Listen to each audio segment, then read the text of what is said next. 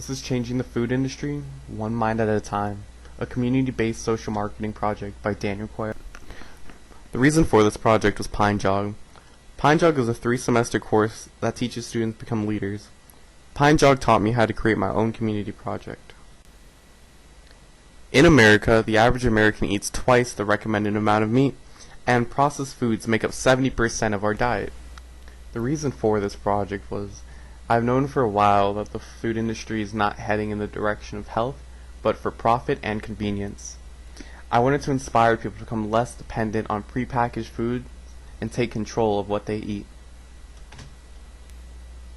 My project's goals were to build a self-sustaining tower garden to show how easy it is to grow your own food. Tower gardens are more water and space efficient, and I wanted to incorporate a composter so it would not need fertilizer. My second goal was to teach other people the hazards of eating too much processed foods and meat. How I chose my audience.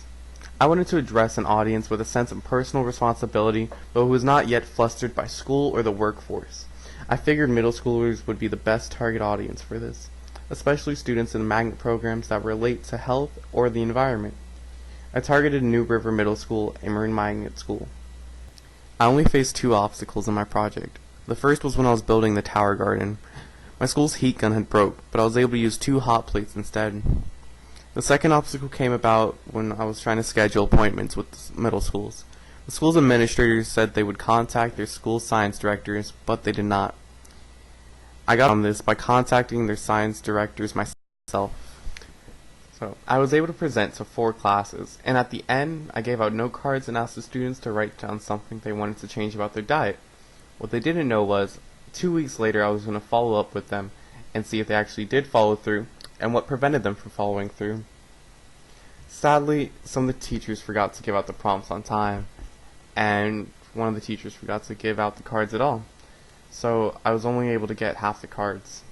And even then, some of the students didn't write their names on them, so I wasn't able to tell which student had actually followed through. So I did have a good outcome though. 11 students had committed and only 4 didn't.